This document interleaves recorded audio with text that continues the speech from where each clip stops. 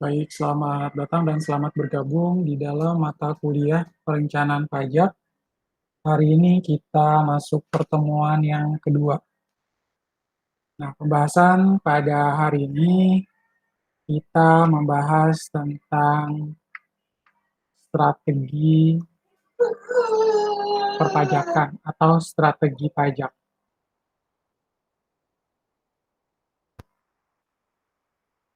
Nah, apabila kita mendengar tentang istilah strategi pajak, di mana wajib pajak biasanya menggunakan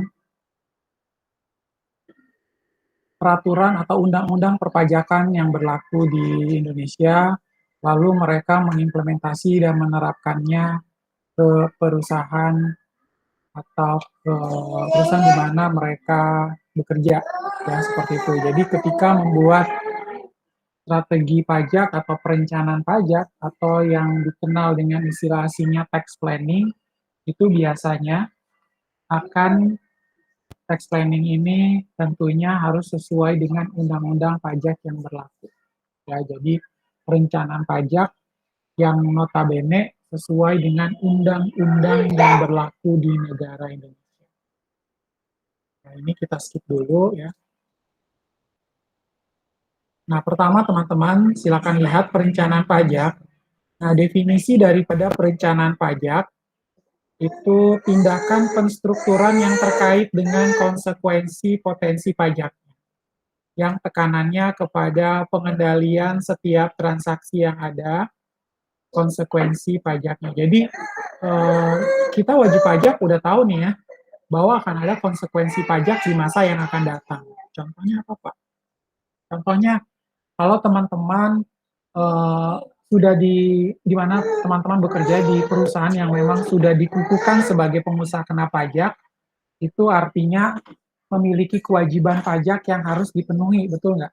Ya, di satu sisi ada kewajiban, tetapi di satu sisi itu ada hak dari segi pajak. Nah, kewajiban pajaknya itu di masa yang akan datang perlu kita penuhi. Contohnya, ketika menjadi PKP, kita harus melakukan pembayaran kurang bayar pajak pertambahan nilai. Ya, apabila faktur pajak keluaran kita lebih besar daripada faktur pajak masukan kita. Itu pasti akan ada kurang bayar PPN yang mana harus dibayarkan ke negara. Setelah kita bayarkan kurang bayar PPN, kita pun harus melakukan pelaporan SPT PPN. Ya, ada konsekuensi pajak yang harus dipenuhi. Lalu yang kedua, ada PPh pasal 21. Ya, PPh pasal 21 ini itu pajak penghasilan pasal 21 berkaitan dengan gaji karyawan.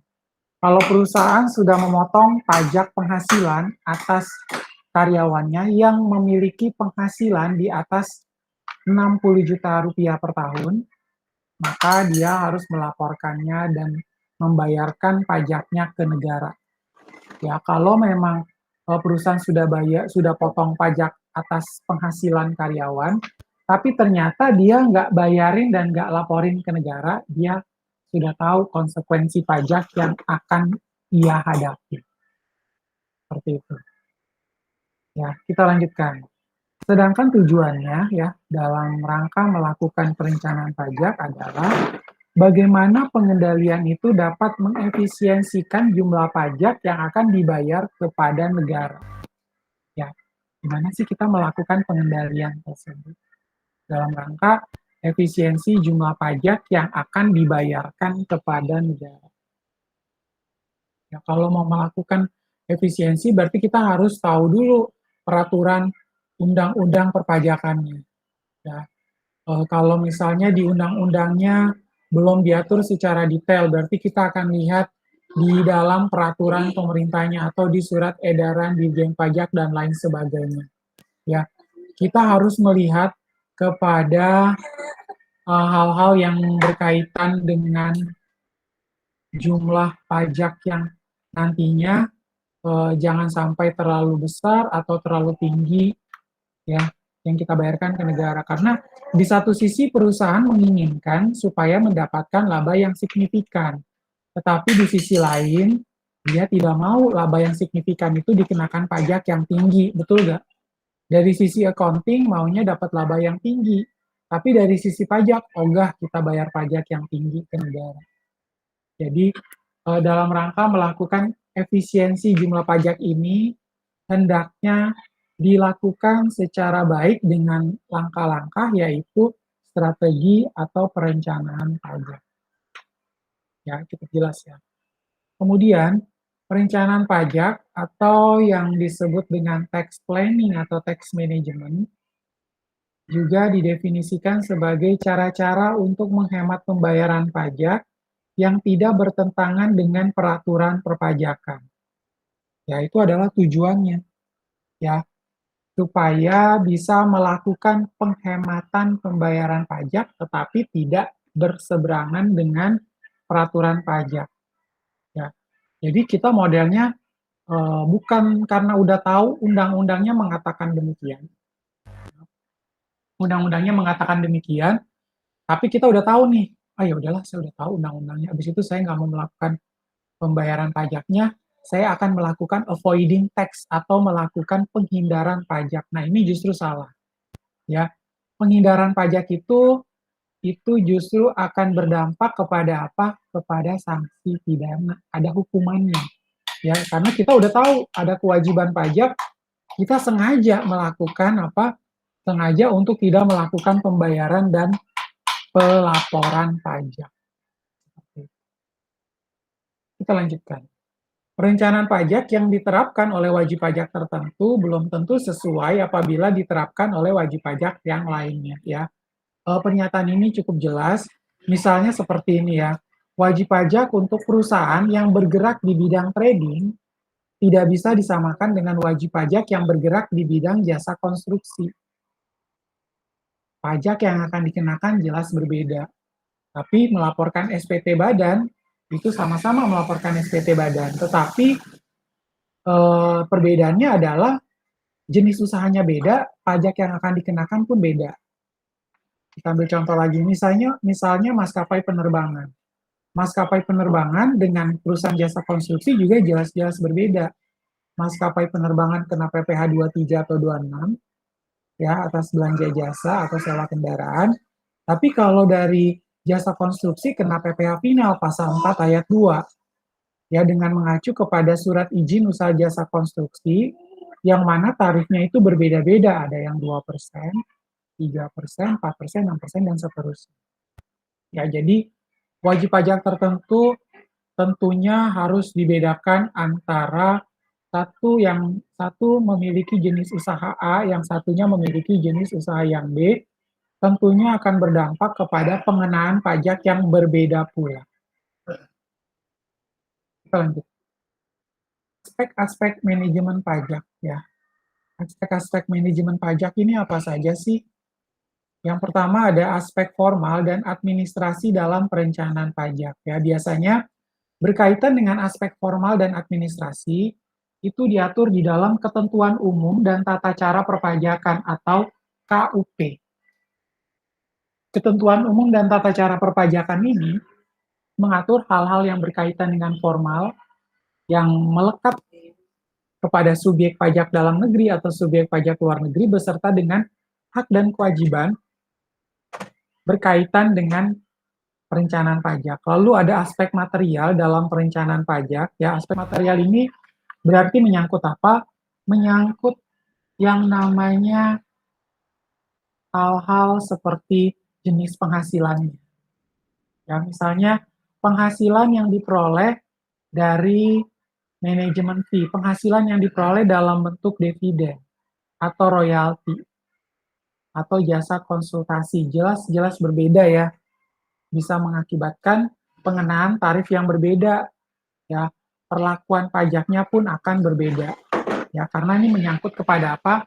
Aspek materialnya. Kemudian penghindaran sanksi pajak, ya, di sini kita harus lihat supaya kita nggak kena sanksi dalam hal perpajakan, itu kita harus memilih apa, ya.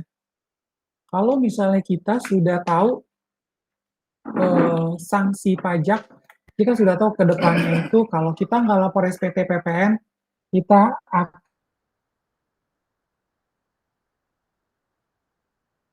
akan dikenakan sanksi pajak sebesar denda atas bunganya sekian. Ya, seperti itu.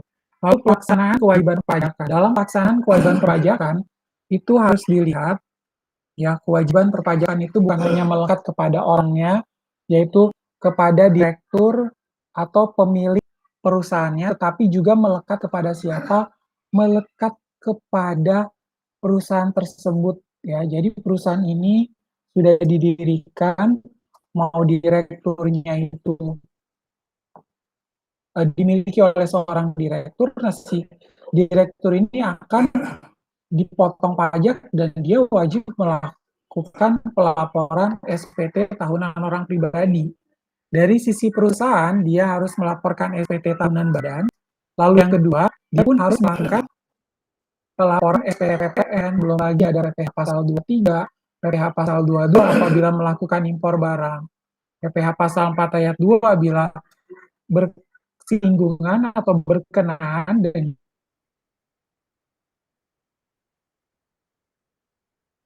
penghasilan timah. Seperti itu. Kemudian adanya pengendalian pajakan juga ya, atau sebagai PKP atau sebagai admin staff yang menangani pekerjaan pajak di perusahaan, menginginkan apa? Supaya pajak jangan terlalu tinggi. Pajak yang tidak terlalu tinggi bisa membuat apa? Membuat usaha pun semakin baik ya. Siklus bisnis di perusahaan menjadi jauh lebih sehat. Karena pajaknya nggak terlalu tinggi, perusahaan bisa berusaha dengan baik, bisa membayar gaji karyawan, bisa melakukan stok, dan juga bisa maintain cash flow mereka yang ada di dalam perusahaan. Seperti itu. Kita lanjutkan tahapan dalam membuat perencanaan pajak ya. Di sini teman-teman harus lihat ya, dalam tahapan membuat perencanaan pajak. Nah, tahapan perencanaan pajak teman-teman bisa lihat di sana. Nah, untuk berkaitan dengan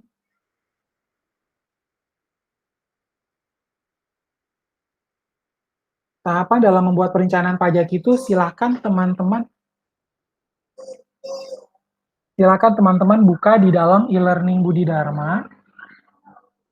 Ya, silakan teman-teman buka di e-learning Budi Dharma dan buka materi yang sudah saya share beserta dengan pembahasan yang ada di dalam forum ya, untuk membahas materi-materi berkaitan dengan tahapan dalam membuat perencanaan pajak. Yang pertama yaitu adalah analisa informasi atau data yang ada. Ya, analisa informasi data yang ada ini berupa fakta yang relevan, kemudian faktur pajak, maksudnya ya faktur pajak dan juga non pajak. Ya, cuman kita harus hati-hati ya kalau ada unsur yang namanya non pajak, tetapi perusahaannya sudah dikukuhkan sebagai pengusaha kena pajak, ini akan agak sulit ya. Kalau memang perusahaan sudah menjadi PKP atau pengusaha kena pajak, sebaiknya semua dilakukan pelaporan secara pajak. Faktur pajaknya dibuatkan SPT PPN, kemudian dibuatkan SPT tahunan badan, ya, dan juga wajib melakukan kewajiban perpajakan dari beberapa usaha yang memang mereka lakukan usaha tersebut. Ya, kemudian yang kedua, yaitu buat satu model atau lebih rencana besarnya pajak. Ya, biasanya kita menjelang akhir tahun, ya, biasanya kita sebelum atau menjelang akhir tahun, teman-teman pasti sudah membuat planning ya untuk, saya mau melakukan pelaporan SPT tahunan badan. Kira-kira tahun lalu saya lapor SPT tahunan badan berapa besarnya. Tahun ini berarti saya harus hitung berapa. Itu kan kita akan bandingkan dan kira-kira kita pasti nggak mau ya pajak yang tahun lalu dengan pajak yang sekarang jauh lebih besar. Kita nggak mau, kita maunya kurang lebih hampir sama lah. Ya, karena saya pernah sampaikan bahwa SPT tahunan badan itu jangan sampai lebih bayar ya. Kalau kita sampai lebih bayar akan memicu pemeriksaan pajak yang dilakukan oleh Fiskus. Makanya pada saat kita melakukan pelaporan SPT tahunan badan, hendaknya kurang bayar. Kalau SPT PPN boleh lebih bayar, SPT tahunan badan tidak boleh lebih bayar. Itu sangat berbahaya. Ya, kemudian yang ketiga, silakan teman-teman melakukan tahapan berupa evaluasi atas perencanaan pajak. Ya, evaluasi atas perencanaan pajak ini bagaimana sih perencanaan pajak kita sampai sekarang. Ya, setelah kita lakukan evaluasi, hal-hal yang penting itu kita harus perhatikan kalau misalnya ada kesalahan-kesalahan, kesalahan-kesalahan di tempo dulu itu jangan sampai diulangi kembali. Ya, kemudian tahapan yang keempat itu mencari kelemahan dan kemudian memperbaiki rencana pajak. Ya, kalau kita udah tahu nih, apa sih kelemahan saya, apa sih kelemahan dalam melakukan perencanaan pajak tersebut, lalu kita buatkan perbaikan demi perbaikan berkaitan dengan rencana pajak tersebut. Lalu melakukan apa? Update terhadap rencana pajak yang sudah dibuat. Ya, dari sanalah kita bisa membuat SPT PPN kita menjadi semakin baik dalam kondisi lebih bayar, di mana dengan kondisi lebih bayar tidak ada kewajiban yang harus kita bayarkan ke negara. Kemudian yang kedua adalah pada saat kita melakukan perencanaan pajak yang baik, SPT tahunan badan kita pun sudah mulai diperbaiki ya, ketika adanya koreksi tetap atau koreksi waktu untuk menghasilkan rekonsiliasi fiskal, itu tentunya akan menjadi lebih baik ya. Nggak salah juga dalam menerapkan undang-undang perpajakan yang berlaku. Ya, karena akan bahaya kalau kita salah tafsir nih. Salah tafsir apa? Salah tafsir dalam mengidentifikasi esensi daripada undang-undang pajak tersebut. Kalau undang-undang pajaknya aja sampai salah dan kita terapkan dalam pelaporan pajak kita, itu pasti akan dampaknya sangat berbahaya bagi perusahaan. Ya, itu yang harus diperhatikan. Kemudian kita lanjutkan ke slide yang berikut.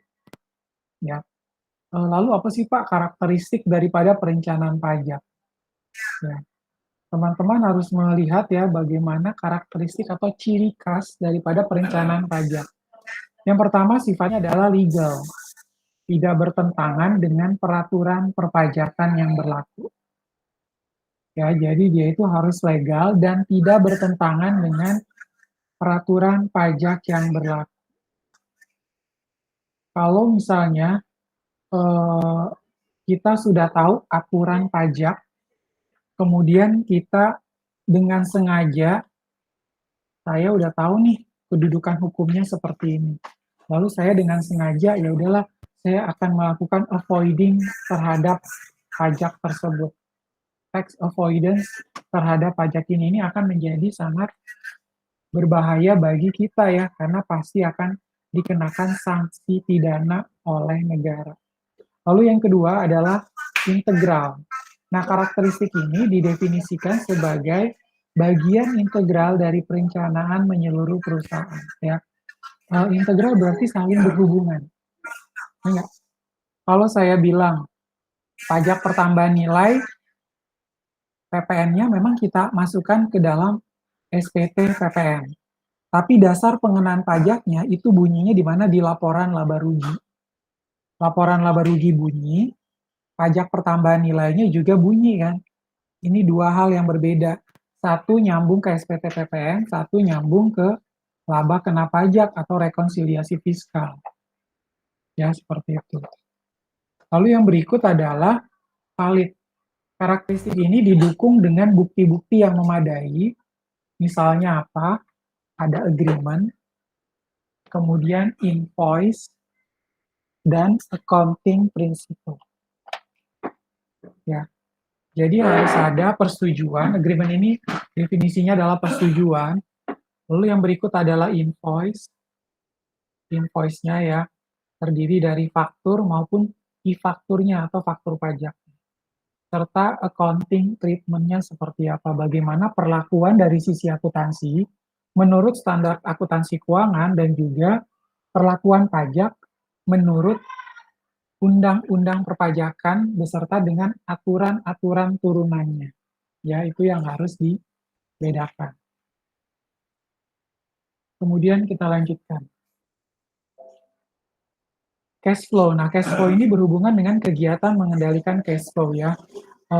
Apapun usahanya, cash flow ini tetap harus diperhatikan karena kenapa? Kalau perusahaan kan dia harus punya dana, di mana dana tersebut dipakai untuk menambah stok, membayar gaji karyawan, lalu dia juga harus apa? Harus memaintain supaya pembayaran pajak yang akan dia lakukan itu sesuai, jangan sampai membayar pajak yang terlalu berlebihan. Ya, seperti itu. Kemudian karakteristik perencanaan pajak yang berikut adalah net present value. Ya, net present value ini memaksimalkan daripada net present value, yaitu nilai bersih yang sekarang. Ya, contohnya apa? Nilai bersih sekarang itu contohnya adalah aktiva. Kalau kita bicara kalau kita bicara aktiva, ya aktiva itu kan yang ada di dalam neraca ya atau laporan posisi keuangan, di mana nilai buku yang kita beli pada saat pertama kali dengan nilai buku yang sekarang pasti berbeda. Kenapa Pak bisa berbeda? Bisa berbeda karena adanya penyusutan atau depresiasi. Ya nggak? Kalau habis beli kendaraan, lama-lama kendaraannya menyusut. Nilainya yang dulu beli 300 juta, sekarang jadi 180 juta. Kok bisa Pak nilainya jadi turun segitu? Karena adanya penyusutan atau depresiasi. Atau misalnya nih untuk aktiva tidak berwujud, beli ada hak paten, ada goodwill atau franchise. Kemudian kita akan bawa ke kemana? Kita akan bawa ke tahun sekarang. Apakah ada penyusutannya juga? Ada ya, ada penyusutannya. Kenapa bisa ada penyusutannya? Karena ada amortisasi, ya nggak?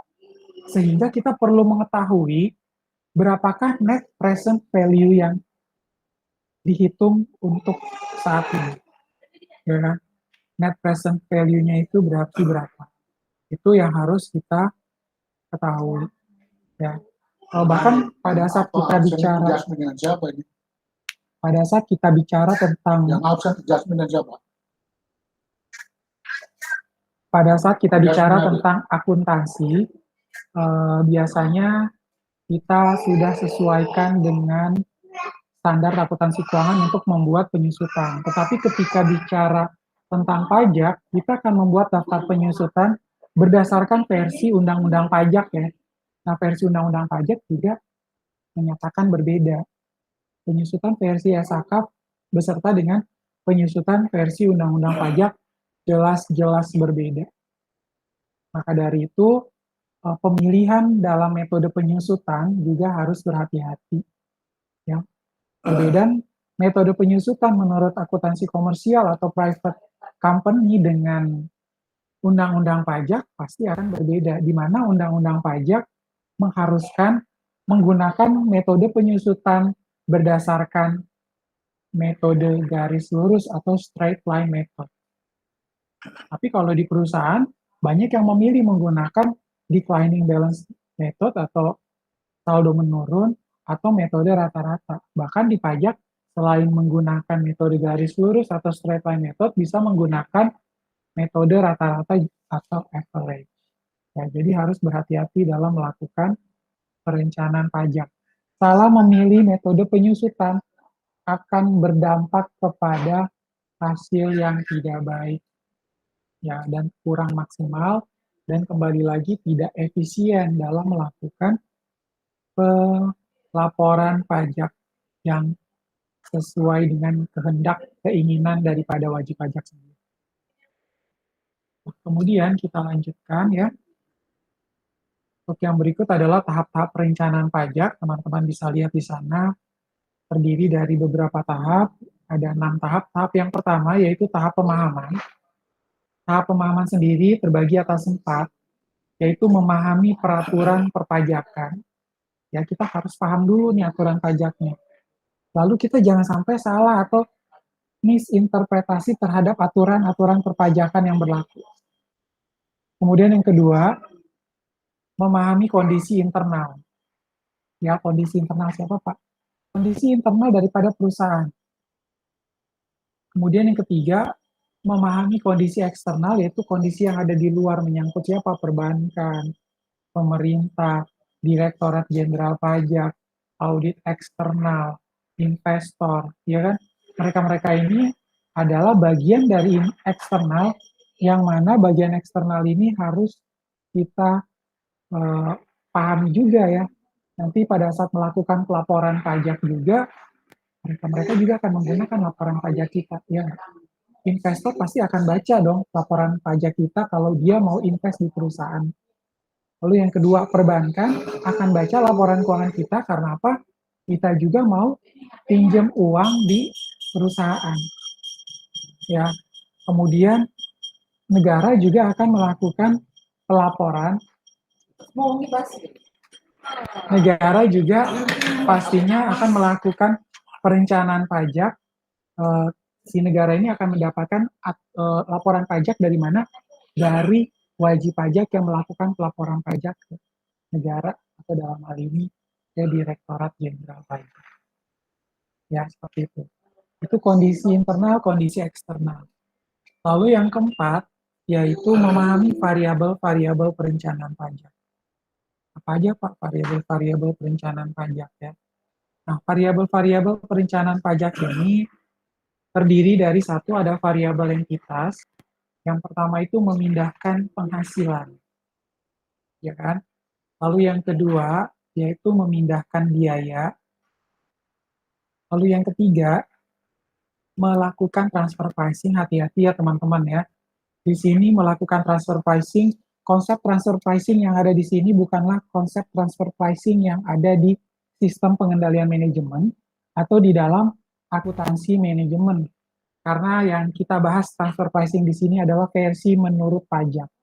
Ya, transfer pricing atau hubungan istimewa versi pajak itu menghindari jangan sampai adanya setoran dana yang tidak jelas kepada anak atau induk perusahaan yang nantinya bisa berdampak kepada keinginan daripada salah satu pihak, yaitu induk atau anak, mau menggelapkan uang dalam rangka menghindari dikenakan pajak. Ya, jadi ada kalanya seperti itu. Misalnya anak perusahaan dia transfer dana ke luar negeri ke induk perusahaan, cuma karena punya satu tujuan, yaitu dia nggak mau dikenain pajak di Indonesia. Jadi dia seakan-akan mendapatkan invoice dari induk, dia bayar invoice ke induk, padahal di perusahaan anak tidak pernah terima barang atau tidak pernah terima jasa kena pajak. Nah, jadi itu dianggap sebagai invoice atau faktur fiktif, tapi tiba-tiba ada setoran dana atau transferan ke luar negeri yang mengakibatkan negara menjadi dirugikan. Itu salah satu cara yang dilakukan oleh banyak pengusaha untuk menghindari pengenaan pajak. Ya, seperti itu. Kita lanjutkan ya. Setelah variabel entitas, ada variabel waktu. Variabel waktu, kemudian ada variabel peraturan perpajakan, kemudian ada variabel karakteristik atau kekhususan daripada peraturan pajak, ya kan? Jadi kalau teman-teman mendapatkan satu undang-undang, saya kasih misalnya undang-undang penghasilan, undang-undang nomor 36 tahun 2008. Apakah undang-undang nomor 36 tahun 2008 cukup menjawab atau merepresentasikan masalah-masalah praktek perpajakan yang ada di lapangan? Kan belum tentu. Kita harus lihat lagi pasalnya, dia sebenarnya undang-undang penghasilan, tapi jenis penghasilannya penghasilan apa, kan kita harus tahu. Apakah belanja jasa? Kalau belanja jasa kena PPh pasal 23. Ada di mana? Ada di aturan PMK 141 tahun 2015, dan juga aturan sebelumnya adalah PMK 244 tahun 2008. Ya kan? Kemudian kalau kita bicara, Pak, ini sebenarnya penghasilannya berupa impor barang. Oke, kalau impor barang berarti tarifnya adalah PPh pasal 22. Tarif PPh pasal 22 ini apabila memiliki angka pengenal impor tarifnya 2,5%, tidak punya angka pengenal impor tarifnya 7,5%. Tapi ada surat edaran terbaru per tahun 2015 yang menyatakan bahwa aturan tarif yang berlaku di PPh Pasal 22 itu ada sedikit perubahan ya. Ada yang mulai berganti dari tarif 2,5% menjadi 5%, ada yang dari 5% menjadi 10% ya, tergantung dari komoditas atau barang yang diperjualbelikan. Ya, seperti itu. Cukup jelas ya. Dari penjelasan ini dirasa cukup jelas.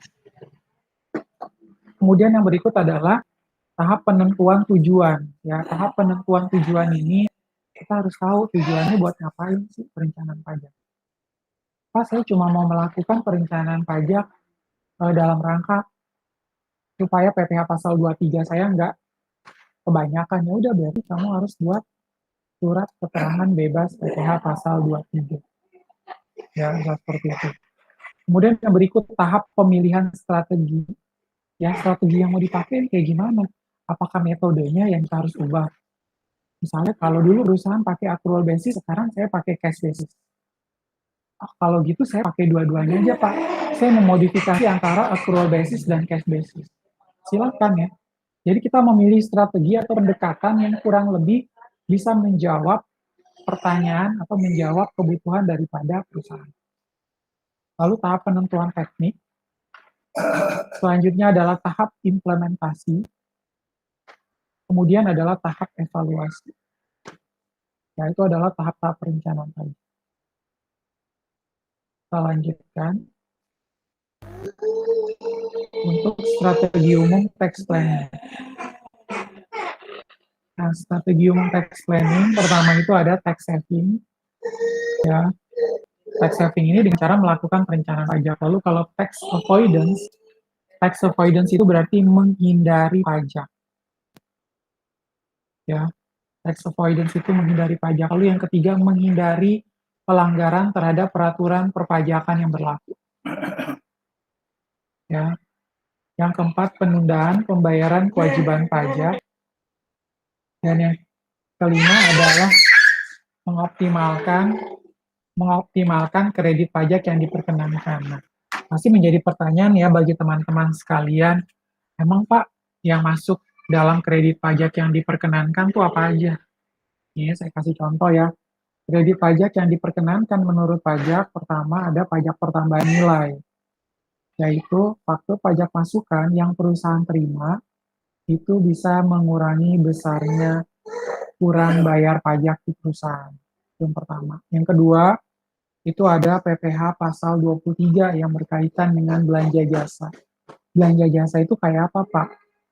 Satu, biaya yang berkaitan dengan maintenance kendaraan atau servis kendaraan, biaya instalasi listrik, biaya pemasangan CD first media, terus biaya pengeboran, kemudian biaya catering, jasa pembersihan dari hama. Nah, itu salah satu contoh PPh Pasal 23. Lalu kredit pajak yang diperkenankan berikutnya yaitu adalah PPh Pasal 22 berkaitan dengan impor barang. Setiap barang yang diimpor dari luar, PPh Pasal 22-nya bisa dikreditkan. Kemudian ada PPh Pasal 24. PPh Pasal 24 ini berkaitan dengan kredit pajak luar negeri. Kredit pajak luar negeri itu yang kayak gimana, Pak? Kredit pajak luar negeri itu apabila perusahaan kebetulan memiliki saham juga di salah satu perusahaan di luar negeri, lalu dari perusahaan di luar negeri tersebut mengirimkan dividen ke perusahaan yang ada di Indonesia ini. Nah, pajak atas dividennya inilah yang dinamakan PPh Pasal 24, yang notabene bisa dikreditkan di SPT tahunan badan. Nah, jadi ada PPh 23, 22, dan juga 24 yang nantinya bisa mengurangi besarnya kurang bayar pajak. Ya, seperti itu. Kita lanjutkan. Ya, ini adalah aspek strategis perencanaan pajak. Nah, untuk aspek strategis perencanaan pajak, satu itu ada aspek strategis berkaitan dengan bentuk entitas usaha wajib pajak. Ya, usahanya apa dulu? Entitasnya itu CV, komanditer, perseroan terbatas, koperasi, yayasan, atau lembaga swadaya masyarakat. Itu kan yang harus kita tahu ya. Kalau kita udah tahu jenis atau bentuk daripada entitasnya aja kita sudah jelas, kita mudah untuk mengimplementasikan menggunakan undang-undang pajak yang ada. Ya. Kemudian yang kedua, aspek strategis berkaitan dengan tujuan wajib pajak. Ya, yaitu pertama mengoptimalkan beban pengeluaran, menghindari sanksi perpajakan. Ya, kita kalau ada beban, boleh ya banyak beban pengeluaran, asalkan beban tersebut diperkenankan menurut pajak. Ya kan? Lalu yang kedua, menghindari sanksi pajak. Sudah jelas ada kewajiban pajak yang harus dipenuhi, berarti kita harus penuhi ya. Jangan sampai kita uang prestasi atau tidak memenuhi kewajiban kita. Lalu yang ketiga, menunda atau mengangsur pembayaran pajak. Boleh nggak Pak? Boleh ya. Wajib pajak diperkenankan untuk menunda melakukan pembayaran pajak dengan cara apa? Melakukan korespondensi dengan kantor pelayanan pajak di mana dia berdomisili. Ya, untuk meminta untuk pengangsuran pembayaran pajak. Lalu yang keempat, itu adalah memaksimalkan sumber pendanaan perusahaan. Ya, sumber pendanaan perusahaan, lalu ada memaksimalkan transaksi dalam satu grup perusahaan, boleh ya.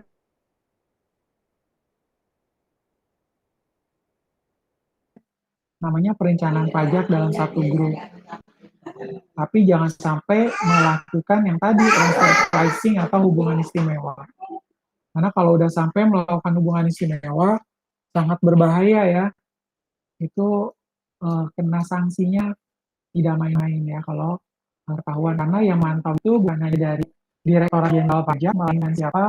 Ada Otoritas Jasa Keuangan, ada Bank Indonesia, ada KPK juga, Komisi Pemberantasan Korupsi. Banyak yang akan terlibat di sana ketika kita berusaha main di harga transfer atau transfer pricing atau menggunakan hubungan istimewa. Selanjutnya, memaksimalkan pembayaran pajak-pajak dan zakat sebagai pengurang penghasilan. Ya, jadi kalau kita rajin dalam membayar pajak, kalau memang pajaknya itu adalah pajak final atau nggak bisa dikreditkan, ya tinggal kita biayakan aja, kita masukkan ke dalam laporan laba rugi supaya menekan besarnya laba kena pajak. Ya kan? Kemudian, aspek strategis berkaitan dengan kondisi internal wajib pajak, ya, yang terdiri dari memaksimalkan kompensasi kerugian, ya, di mana kompensasi kerugian itu diperkenankan maksimal adalah 5 tahun, ya, boleh dipakai. Yang kedua, melakukan merger, ya, misalnya menyatukan dua badan usaha atau dua entitas yang berbeda, karena kemungkinan salah satu entitas itu mengalami kerugian atau bankrupt, sehingga entitas yang lebih banyak saham mayoritasnya memilih untuk mencaplok atau memilih untuk merger dengan usaha yang kecil tersebut. Lalu yang ketiga, penentuan metode penyusutan aktiva tetap. Ya, metode penyusutan yang tadi saya sampaikan, terserah memilih untuk menggunakan metode garis lurus kah, atau metode saldo menurun kah, atau metode rata-rata, atau metode-metode lain yang bisa digunakan. Kemudian ada aspek strategis berkaitan dengan kondisi eksternal wajib pajak. Ya, cukup jelas ya. Sebenarnya kalau teman-teman baca slide ini sudah sangat jelas. Ya. Kita bisa mendapatkan informasi yang sangat jelas. Saya hanya tinggal menambahkan beberapa poin-poin yang penting saja. Ya, tapi sebenarnya dengan slide ini teman-teman sudah mendapatkan pencerahan berkaitan dengan strategi pajak. Kemudian masih dalam perencanaan pajak untuk pajak penghasilan. Nah, di sini memaksimalkan pengecualian atas objek pajak. Contohnya, PT Bangun Jaya pada awal tahun 2003 memiliki kepemilikan saham di PT Aneka Rupa sebagai bentuk investasinya sebesar 24%. Pada tanggal 15 Januari 2004, PT Aneka Rupa mengumumkan akan membagikan dividen untuk laba tahun 2003. Ya kan? Nah, jadi kita harus hati-hati nih. Dia mau mengumumkan dividen untuk laba yang mana? Dan apakah laba tersebut bisa diakui? Laba atas dividen ini bisa nggak diakui? Ya kan? Kalau tahun 2003 bisa nggak saya akui di tahun 2004? Nggak bisa ya. Kalau membagikan dividen untuk laba tahun 2003 udah nggak bisa lagi dipakai di tahun 2004. Kecuali pajak atas dividen tahun 2003 itu diakui di tahun 2003 juga. Ya, jadi harus hati-hati nih dalam menerapkan kasus-kasus yang ada. Lalu yang kedua, memaksimalkan pengurangan yang diperkenankan. Ya, pengurangan yang diperkenankan ini biaya-biaya yang diperkenankan menurut pajak itu boleh dimaksimalisasi. Ketiga, memindahkan atau menggeser atau menunda, lalu menyegerakan pembebanan biaya ya. Kalau dari sisi pajak, semakin banyak biaya akan sangat baik. Karena apa? Karena akan menekan besarnya laba kena pajak. Lalu yang kelima, memaksimalkan pajak yang dapat dikreditkan. Ya, pajak apa yang bisa dikreditkan itu kita bisa ketahui secara maksimal. Apalagi tadi saya sudah jelaskan ya, pajak-pajak apa saja yang bisa dikreditkan. Kemudian untuk kredit pajak masih ditambah juga yaitu angsuran PPh pasal 25 ini juga bisa ya, bisa digunakan untuk melakukan pengurangan angsuran PPh pasal 25 ya, seperti itu. Nah, yang ketujuh menggunakan norma perkiraan pos yang sesuai. Lalu yang kedelapan, biaya-biaya yang berkaitan dengan pemberian kesejahteraan kepada karyawan, pengelolaan transaksi yang berkaitan dengan withholding tax. Withholding tax ini apa, Pak? Withholding tax adalah pajak yang dipotong oleh pihak ketiga. Contohnya kayak apa, Pak? Kayak tadi saya kasih contoh, biaya maintenance kendaraan. Misalnya PTA. PTA itu servis kendaraan ke PT Astra Internasional. PT Astra Internasional menerbitkan e-faktur atau faktur pajak. Faktur pajaknya itu diterbitkan, kemudian si PTA karena sudah memakai jasanya si PT Astra Internasional akan memotong PPh pasal 23-nya si PT Astra Internasional. Setelah dipotong, PT Astra Internasional akan memotong PPh pasal 23-nya si PTA dan menerbitkan bukti potong atas PPh pasal 23 jasa maintenance kendaraan. Nah, hal itulah yang dinamakan withholding tax atau pemotongan pajak yang dilakukan oleh pihak ketiga. Oh, pihak ketiga, Pak? Pihak keduanya siapa, Pak? Pihak keduanya adalah negara. Pihak satunya siapa, Pak? Pihak satunya adalah PTA. PTA selaku pihak pertama, negara sebagai pihak kedua, PT Astra Internasional, sorry kebalikannya ya, PT Astra Internasional sebagai pihak pertama, PT Allah yang sebagai pihak ketiga. Nah, seperti itu. Kita lanjutkan. Yang berikutnya adalah kepemilikan pada perseroan terbatas dalam negeri berasal dari laba ditahan. Ya, kemudian minimal penyertaan 25% tidak disyaratkan bagi koperasi. Ya, maksudnya kayak gimana sih, Pak? Misalnya gini nih, misalnya kepemilikan perseroan terbatas yang dimiliki oleh PTA tadi. PTA memiliki saham mayoritas sebesar 25%. Sedangkan PTB dan PTC, selaku pemegang saham di perusahaan tersebut, dia hanya memiliki setengahnya, yaitu 12,5%. Berarti, kepemilikan pada perseroan terbatas dalam negeri ini dimiliki oleh pemegang saham mayoritas, yaitu PTA. Ya, kemudian yang ketiga, memiliki usaha aktif di luar pemilikan saham. Lalu yang 11 adalah income spreading, ya, penyebaran income. supaya pendapatan tidak kita akui di bulan yang bersangkutan, melainkan pendapatan diakui di bulan yang akan datang.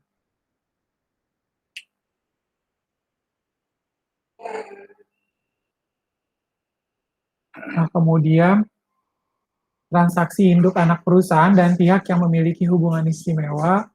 Lalu 13, piutang tak tertagih, dan kemudian bunga pinjaman dan deposito, biaya entertainment, dan penyetaraan atau ekualisasi SPP. Ya, seperti itu.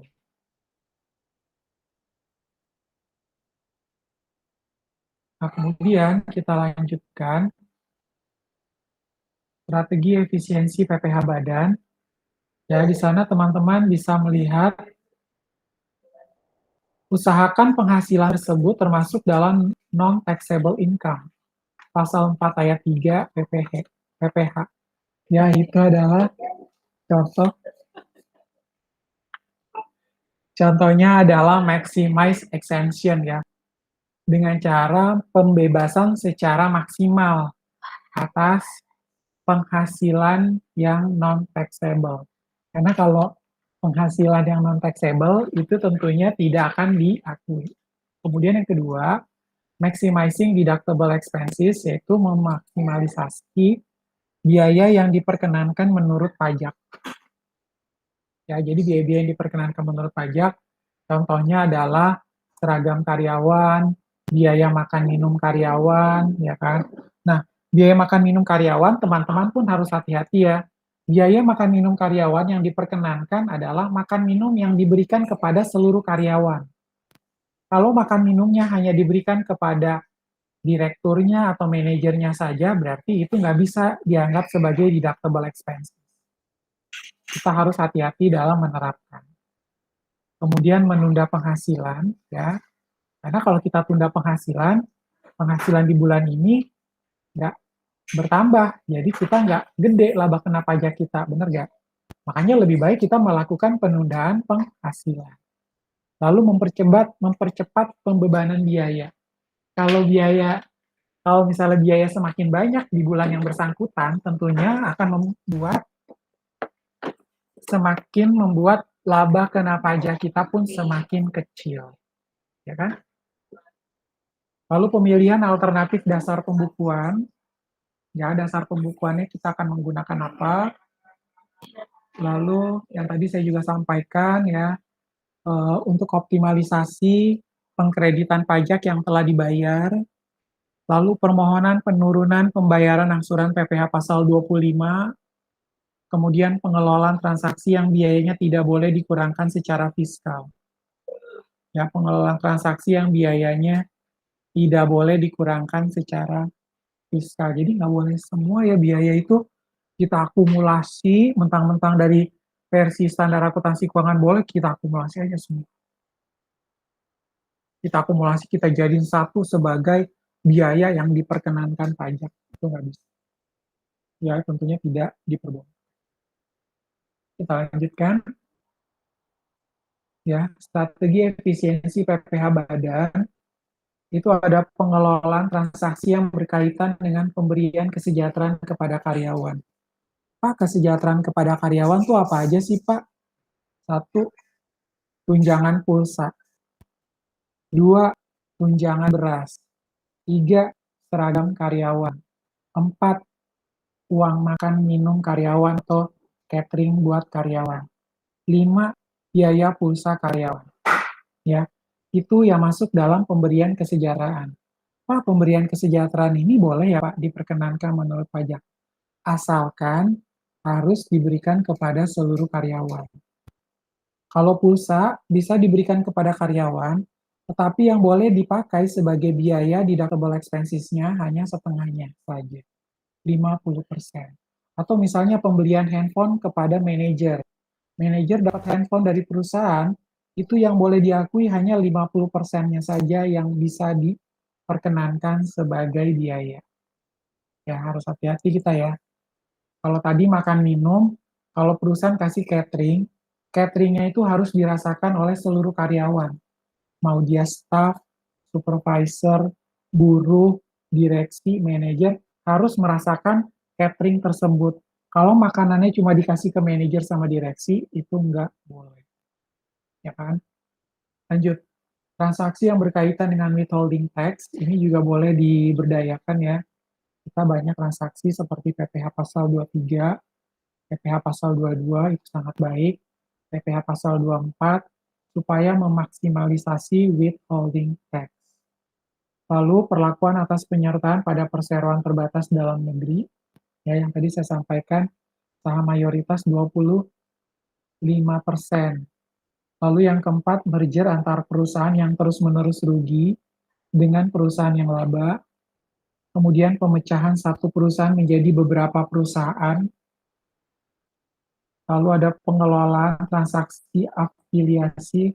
Afiliasi maksudnya apa, Pak? Afiliasi itu seperti induk sama anak perusahaan.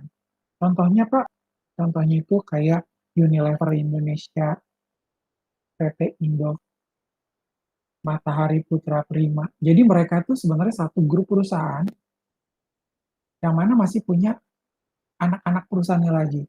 Contohnya kayak Garuda Food. Garuda Food selain punya kacang yang pedas, dia juga punya kacang yang asin, kacang tepung, kemudian ada yang model seperti Mr. P, kemudian ada kacang, berbagai jenis-jenis kacang yang nantinya merupakan atau sebagai anak perusahaan. Kemudian pengajuan surat keterangan bebas PPh pasal 22 dan PPh pasal 23. Ya, nah, kita lanjutkan ya, karena slide cukup banyak. Untuk strategi efisiensi PPh Badan, ada kebijakan piutang tak tertagih. Ya Pak, piutang tak tertagih boleh ya Pak, diadin biaya boleh, asal sudah memenuhi 4 kriteria. Kriterianya apa aja? Bahwa piutang tersebut memang sudah benar-benar dinyatakan tidak tertagih. Lalu yang berikut adalah dia piutang ini sudah diedarkan kepada Badan Urusan Piutang dan Lelang Negara, di mana perusahaan yang ditagih kita teleponin udah nggak bisa, udah mangkir, bahkan udah nggak bisa lagi bayar, ya udah mau nggak mau kita hapuskan. Ya itu boleh dijadikan sebagai biaya. Kemudian kebijakan dalam penempatan deposito, ya penempatan deposito, kalau deposito sebenarnya kena bunga atau biaya atas bunga deposito tarifnya 20% bersifat final. Lalu ada pengelolaan biaya entertainment. Biaya entertainment maksudnya apa, Pak? Biaya entertainment itu misalnya ketika manajer purchasing mengundang mengundang supplier untuk makan bersama dalam rangka pengadaan barang atau jasa. Setelah diundang makan di sebuah restoran dengan menu makanannya A, tanggalnya sekian, itu harus dimasukkan ke dalam daftar nominatif. Siapa saja yang hadir, membahas tentang apa, tanggal berapa, nah itu harus jelas. Ya, biaya entertainment yang memang secara nyata tertera di dalam daftar nominatif dan telah disahkan oleh direksi dan oleh manajer dari kedua belah pihak, baik dari sisi perusahaan yang bersangkutan dengan si vendor atau supplier. Kemudian ada ekualisasi SPT PPh Badan dengan PPh pasal 21. 21 itu berkaitan dengan gaji karyawan, 23, 26 kalau 26 berkaitan dengan penghasilan yang diterima oleh warga negara asing atau badan asing. Lalu ada penghasilan atas PPh final,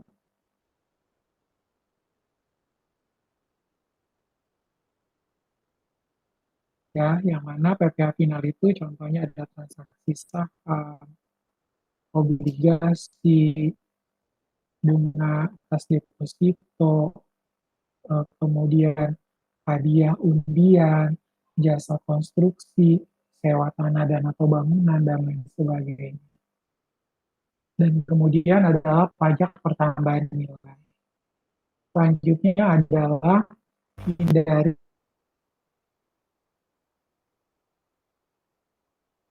dari beban pajak orang lain. Iyalah, beban pajak orang lain ngapain kita ngakuin? Itu bukan masuk dalam konteks kita kan. Nah, di sini memanfaatkan biaya natura yang merupakan keharusan. Kalau memang ada biaya seragam bagi karyawan, silakan bisa dipakai itu nanti sebagai deductible expenses.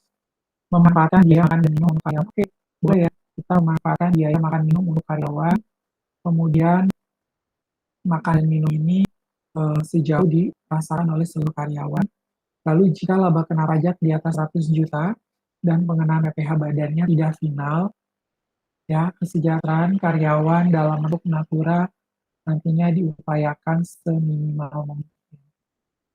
Kemudian jika rugi, merubah pemberian natura menjadi tunjangan berupa uang, hanya akan menaikkan PPh pasal 21. Sementara PPh badannya tetap nih. Ya.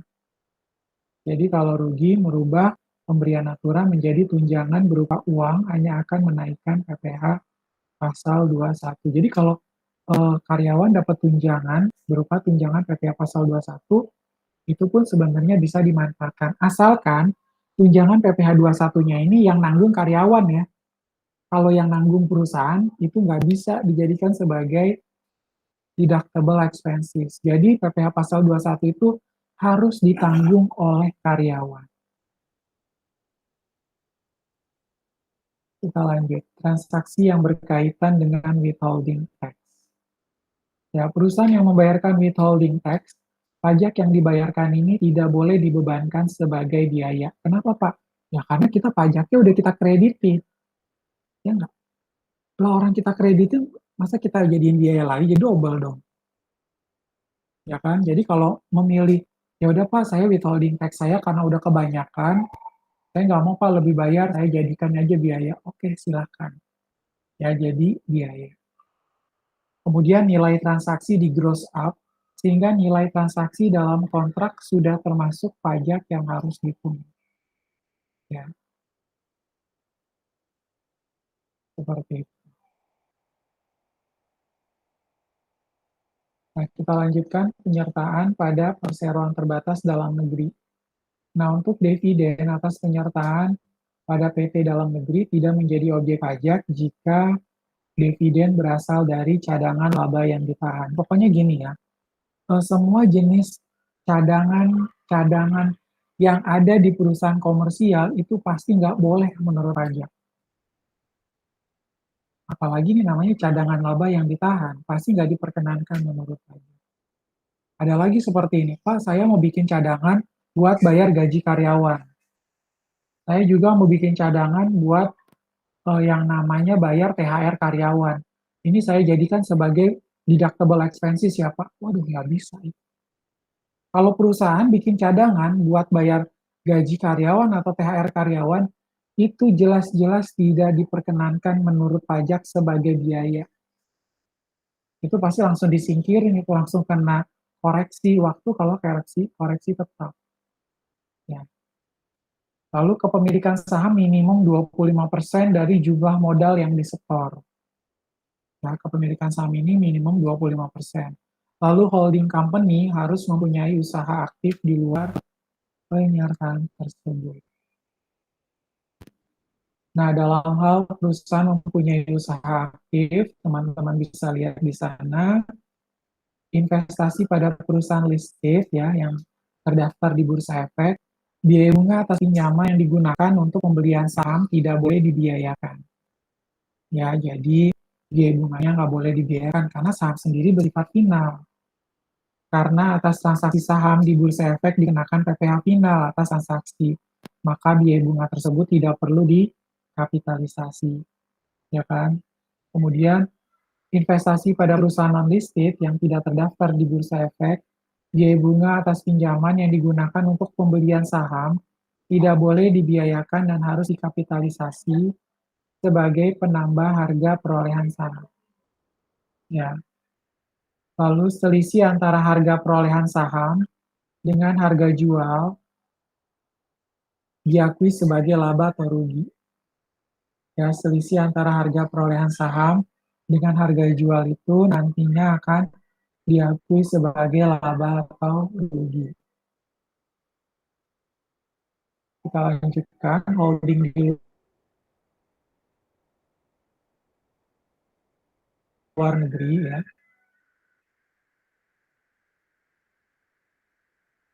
Nah, untuk holding di luar negeri ini, beberapa kemungkinan yang perlu diperhatikan, negara tersebut tidak termasuk di salah satu dari negara yang disebutkan dalam KMK 650 tahun 94. Ya, sebab walaupun holding tersebut tidak membagikan dividen, tetap terutang pajak penghasilan di Indonesia.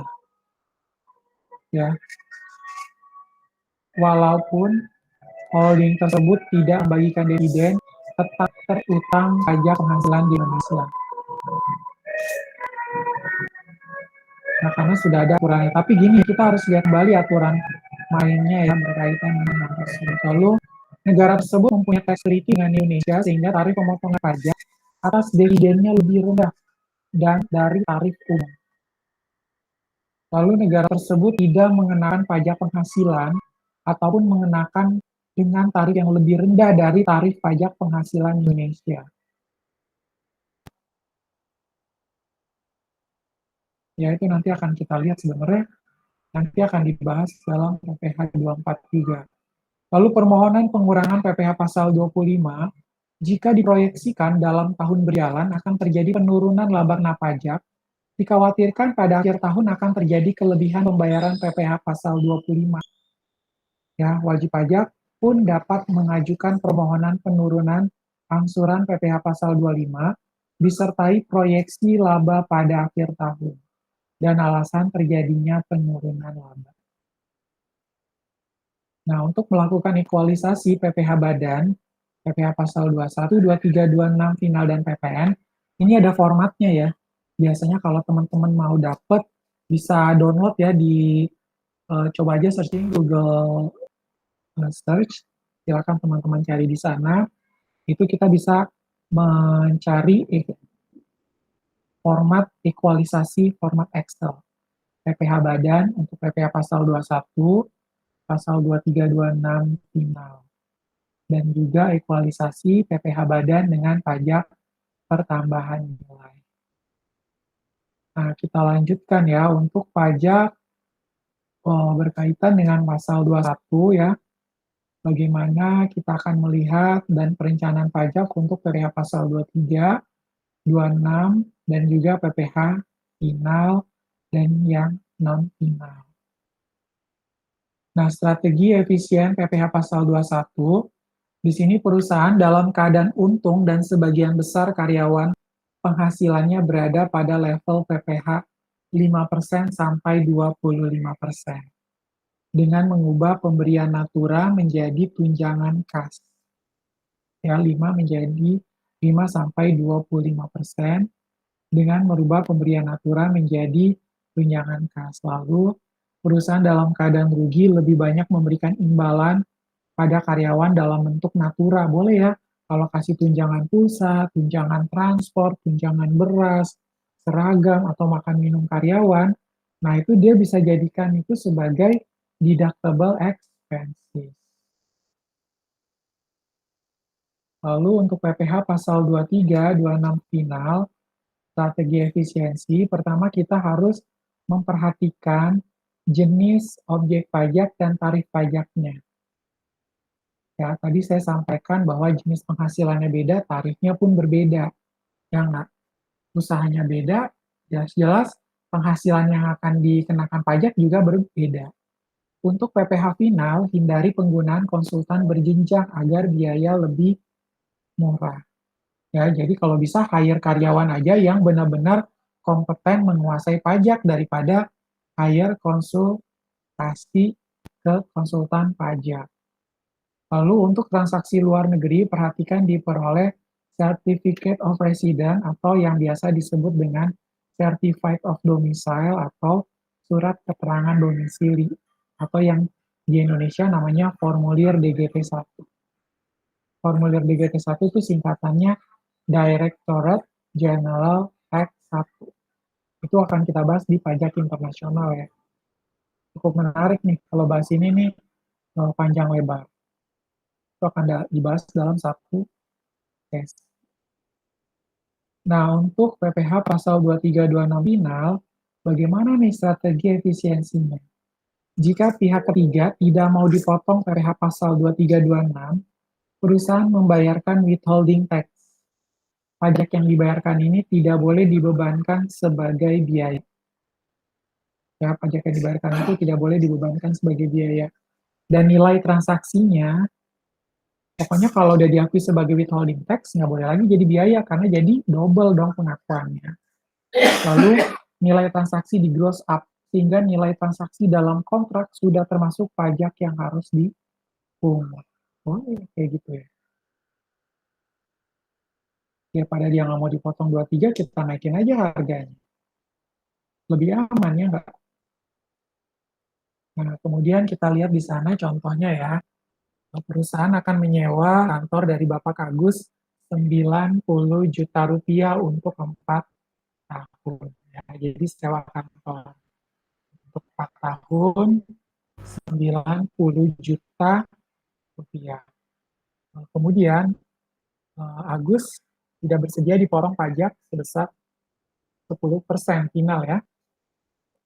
Nah, perusahaan membayarkan withholding tax-nya 10% kali 90%, 9 juta, ini tidak boleh dibebankan sebagai biaya. Sehingga nilai transaksinya kita gross up, ya, dengan cara apa? 100 per 90 dikali dengan 90 juta.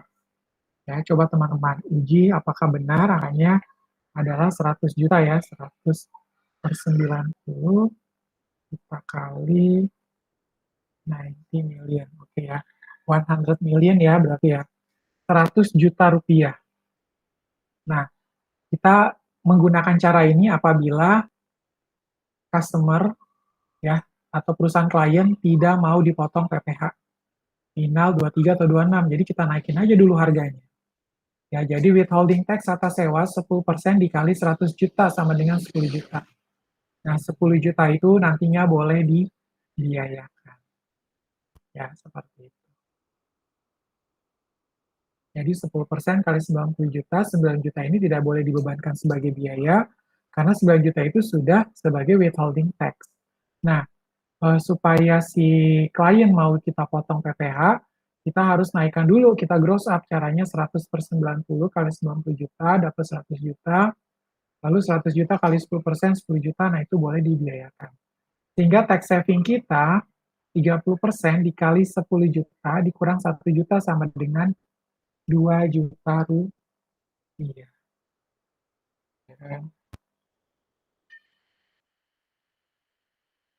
Seperti itu ya, cukup jelas ya teman-teman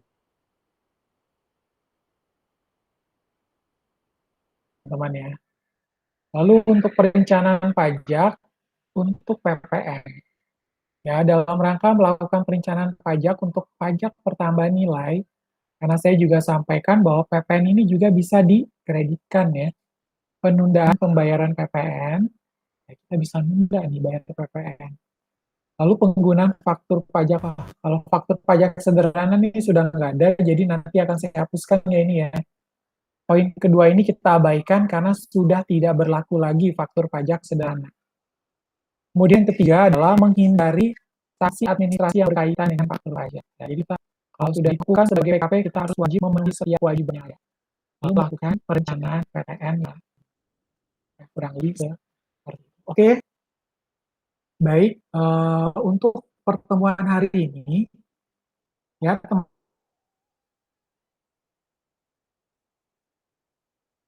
teman-teman, saya cukupkan sampai di sini.